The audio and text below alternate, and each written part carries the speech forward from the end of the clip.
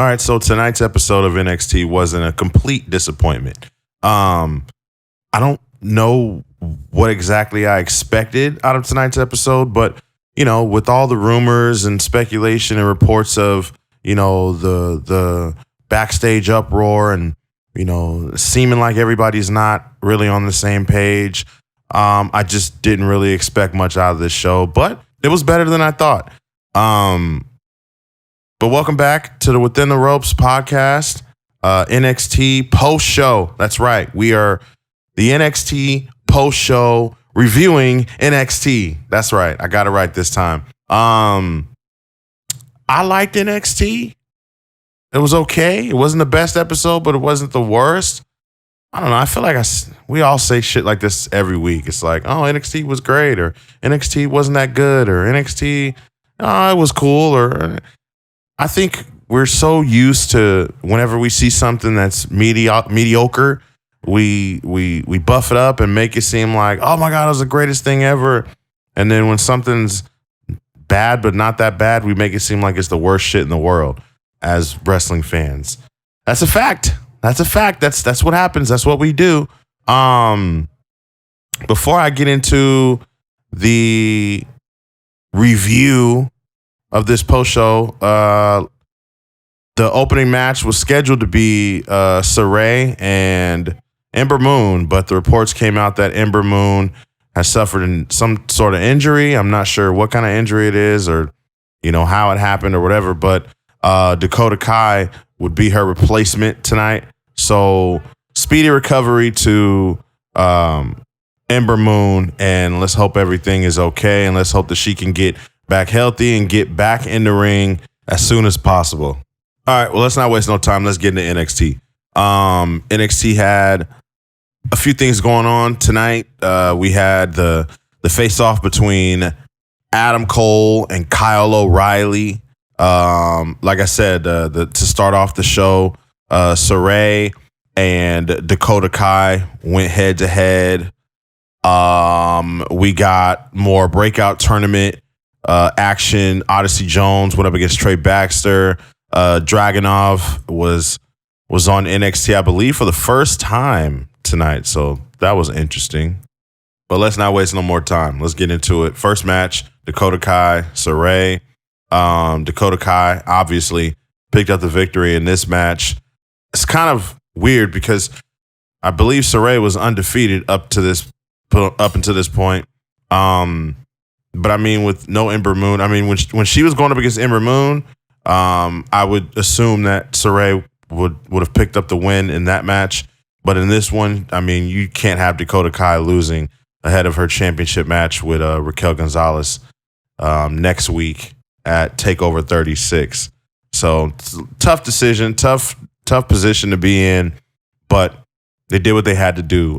We got some crazy video packages or vignettes or whatever you want to call them of the Garganos, Indy Hartwell getting ready for her date with Dexter Lumis. Index was in full effect tonight. Johnny Gargano and Candice LeRae were complaining about Indy being in love, and all of a sudden the doorbell rings and Dexter Lumis is at the front door with some flowers, not saying a word. Johnny Gargano asks him what his intentions are with Indy Hartwell. He then reads him the riot act, which comes with a complete declaration that Lumis must have Hartwell back by 10 p.m. Indy and Lumis leave. Gargano tells Candice that he's tracking Indy and asks her to go get the car. Basically, he's tracking them down. He's gonna follow them on some real, mom, dad, daughter-ish. We get Hit Row cutting a promo in the parking lot in what looked like a box truck. They got a flaming trash can. Isaiah Swerve Scott says Legado del Fantasma ripping out his grill last week was out of line and disrespectful to the culture. He then pulls out one of Santos Escobar's masks and he tosses it in the flaming trash can. And I thought that was a nice touch. Hit Row's promos to me are getting better and better by the week. Dragunov comes out. He cuts a promo, says he's going to take his fists and make the unthinkable happen. He says we're going to witness chaos and rage, and an unbeatable kingdom will fall. Dragunov is going to end Walter's reign and become the NXT UK champion. And at that point, Pete Dunne interrupts, and Pete Dunne tells Dragunov that he owes everything he has to him. He says that if he stayed in NXT UK, he would have put Dragunov in his place a long time ago. Dragunov then says that he's going to beat Walter, and that's something Dunne can't change, and something that he never did. Dragunov then challenged Pete Dunne to a fight. Dunne accepts and promises Dragunov that he won't make it to TakeOver. So that was a nice surprise, a good setup, if you will. We get Cameron Grimes, or LA Knight rather, with Cameron Grimes in a match that ended fairly quickly. I blinked and the match was over. I don't even remember who he went up against. That's how fast it was. But after the match, LA Knight makes Grimes wipe his forehead with a towel, and then Ted DiBiase's music hits, and he walks to the ring, and Ted DiBiase says Grimes deserves better.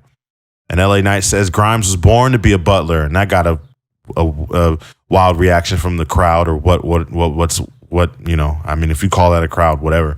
DiBiase then tells Cameron Grimes that he believes in him, and DiBiase says if Knight puts the $1 million championship on the line again, that Grimes will win. And LA Knight immediately says he will face Grimes one more time, but if he wins, Grimes won't be his butler anymore. Ted DiBiase will. And so DiBiase agrees. So at TakeOver 36, we're going to get LA Knight versus Cameron Grimes Part 3 for the $1 million championship. If Cameron Grimes loses, then Ted DiBiase is going to be the butler. I can't say that I'm super excited to see this match because we've seen it twice. Well, we've probably seen it more than twice. I'm not too sure. I can't really remember all the matches that they've had. They've had quite a few, though. I don't know. Maybe it's because I feel like it's happening too soon. I'm not sure if this is the way to go right now, but I don't know. We'll see. I'm not too sure if I'm just saying what I'm saying just because, I don't know, the way it's being built, the way they put it together, it's kind of weird. I was getting, I don't know, I feel like we could have got a lot more of the promos and the vignettes and the Butler stuff. We didn't get enough of it. We got 2 solid weeks, and then that was it. Gigi Dolan will go up against Amari Miller with JC Jane in the corner of Dolan. And this match was good. I said on Twitter that this feels right. It's fresh faces. Despite all the chatter about NXT revamping and NXT changing, that's one thing about tonight's episode that was clear, is that it didn't seem like much was changing, at least right now. And honestly, seems like it's like, all right, we're just going to keep doing what we're doing, as they should. I mean, if and when things change, if they have to, let go of more talent or,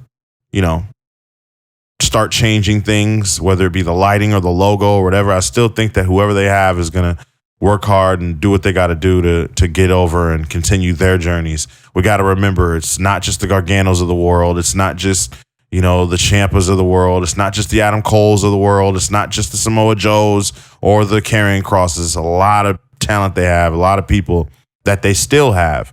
And so I don't know. I hope that didn't sound weird, me saying that. I'm not knocking anybody who's got released or anything. I'm just saying that they've got a shit ton more talent that I'm sure are going to be fine, and they're not going to let go of everybody. So let's just pump our brakes, ladies and gentlemen. Gigi Dolan picked up the win. She landed a few short arm elbow strikes, and then she hit an abominable stretch / slam roll up. I don't even know what to call it, but it was a dope move, and she picked up the victory. We cut to a promo, and at the restaurant, Indy Hartwell orders a lot of food. Dexter Lumis is completely silent, but seems to be enjoying whatever he's eating. Indy Hartwell heads Gargano on a walkie-talkie Hartwell finds Candice LeRae hiding behind a menu at another table, and then Hartwell tells LeRae and Gargano to leave them alone. So, yeah, man, give her some privacy, man. She's trying to have a date, it's the love of her life. Dexter Lumis, But these are great. Throughout the night, they were absolutely hilarious, funny, and honestly, very NXT. Well, at least me, I'm used to seeing stuff like this, seeing, the vignettes and the stories, and I don't know. One thing I will say though is that Indy Hartwell and Candice LeRae never got their rematch for the tag team titles, and Io Shirai and Zoe Stark are just like, they're not really doing anything. They don't have a match at TakeOver as of right now. They don't have a match next week. They announced a lot of matches for next week's show. And, the Women's Tag Team Championship is not one of them, which is further confirmation that they really shouldn't have made these titles to begin with. I don't know. We'll see what happens, as the weeks go on. Finally, we get to Adam Cole and Kyle O'Reilly's face-off. William Regal's in the ring with security. Adam Cole comes out, Kyle O'Reilly comes out, and they have words. And they ultimately come to the decision of a 2 out of 3 falls match, which easily could have been called 3 stages of hell. The first fall being a traditional wrestling match, second fall being a street fight, and then the third fall, if necessary, will be a steel cage match. Very underwhelming stipulations for this match. Not that big of a deal. I hope that this is not going to be Adam Cole's last match in WWE. But we'll see. But yeah, not very excited about the stipulations. Not very excited about the match in general. I know it'll be a good one, but I don't know. It just seems the build and everything seems much like their old one. Timothy Thatcher said that he wants Ridge Holland first. Tommaso Ciampa seemed to be very, very upset with Ridge Holland. So I don't know. We'll see what happens with that. We get our semifinals, our first semifinals NXT Breakout Tournament match, Odyssey Jones against Trey Baxter, and it was very, very good. Odyssey Jones is very, very quick, very, very athletic, very, very fast, has a lot of agility. Baxter got in a few strikes. Odyssey Jones grabbed Baxter by the back of his tights, picked him up, and then kind of just slammed him, launched him down from the air, like threw him in the air, tossed him in the air, and just let him drop. Baxter hops on Jones's back for a sleeper. Jones tosses Baxter to the mat, and then Trey Baxter drop kicked him into the knee, and then Baxter hits a spin kick to Jones that hit him right on the jaw, like dead on the jaw. If you watch the replay, it hit him dead on the jaw, which was great. And Odyssey Jones took it and sold it like a fucking warrior. So kudos to him. Baxter goes up top, misses a flying, looked like I don't know if it was a leg drop or neck swinging leg kick. I don't know what it was. Odyssey Jones then hits a back suplex into a Uranagi, a very powerful Uranagi for the win. Odyssey Jones advances to the finals. So I'm excited. I'm hoping Odyssey Jones and Carmelo Hayes, and hopefully we get that. It's probably going to be Duke Hudson, but I'm hoping for Carmelo Hayes. We get a backstage segment with McKenzie, sees Kushida and Malcolm Bivens leaving Regal's office. Regal then announces that MSK will defend the tag team titles against Imperium next week. And then due to Bivens' convincing arguments and Kushida's willingness to take on the challenge, Kushida's going to defend the Cruiserweight Championship against Roderick Strong. So that's good news. It's what they're calling next week Title Tuesday. So I don't know. We'll see. Look, like I said, it looks like, they're back to a regular scheduled program. They're not tripping off of the rumblings and the rumors and all of that. They're not worried about all that stuff. Boa was in action against Drake Maverick. Mia Ying had spit out mist in Drake Maverick's face, and he somehow was able to find his way back into the ring. Boa landed a buzzsaw kick for the win. Boa picks up the victory. Where is Xia Li? I know she was backstage, and I believe she had a dark match on Raw, but why wasn't she on NXT tonight? It's kind of weird. We get back to the restaurant, though. Johnny Gargano's dressed up as a waiter. Indy Hartwell sees right through Gargano's attempt to kind of trick them and make it seem like he was a waiter. He brought them cake. Gargano and Hartwell start to fight over the cake as Johnny Gargano tries to take it back because he's upset. He's like, well, fine, you guys don't get this cake. Gargano accidentally hits Dexter Lumis in the face with the cake. Gargano tells Indy that he'll see her at home, and Gargano runs off. Dexter Lumis has cake all over the side of his face, and Indy Hartwell reminds Dexter that she always has room for dessert, and she covers the camera as she leans in for a kiss after taking her finger and grabbing some of that cake off his face first. So, like I said, this was a fun, throughout the night, little segments that they had. Reminds me of shit that WWE used to do all the time, but they don't really do much of it anymore. And to be quite honest, I think it's just the lack of talent. They have talent. They have a lot of wrestlers, but they don't have a lot of entertainers, if that makes any sense.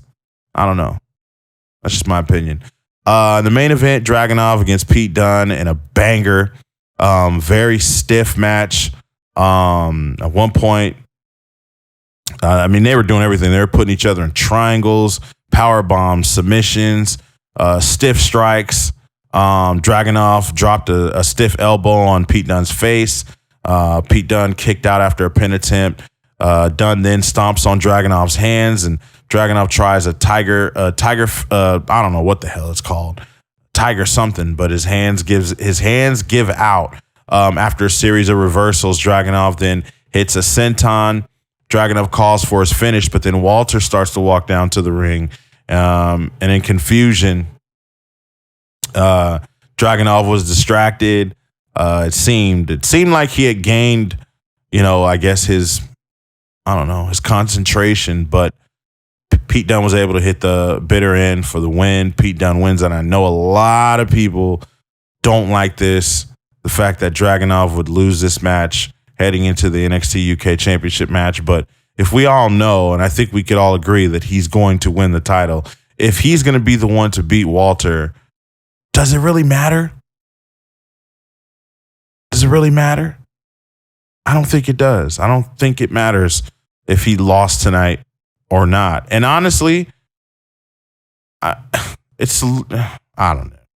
It's almost like, I don't know, like you can almost, it's almost typical, or what's the word? It's almost like you knew it was coming if Dragunov were to win here. I don't know. It's a bit of a surprise. I know a lot of people were like, oh, but Pete Dunne's not doing anything anyways. Why would he pick up the win? But listen, Walter's about those mind games. He came out to intentionally cause distraction. And at the end of the day, really, it's not like this was a match to see who would go up against Walter for the championship or anything like that. Dragunov has already proved himself and shown that he deserves this championship opportunity. He obviously shown that he deserves the championship altogether. So him losing to Pete Dunne does nothing bad for him. It was a bad moment. He took his focus off Pete Dunne for 1 second, obviously, because he has so much like hatred for Walter. If y'all watch NXT UK, which I'm pretty sure the vast majority of people who watch NXT don't, he told Walter he hates him. He said, I hate you. He hates Walter's guts. He really wants to beat him, and he really wants to take the NXT UK title. So I'm not surprised at the ending of this match. But at the end, Walter attacked Dragunov, but Dragunov manages to hit a running headbutt, which sent Walter flying out of the ring. Dragunov picks up the NXT UK Championship and stares at it.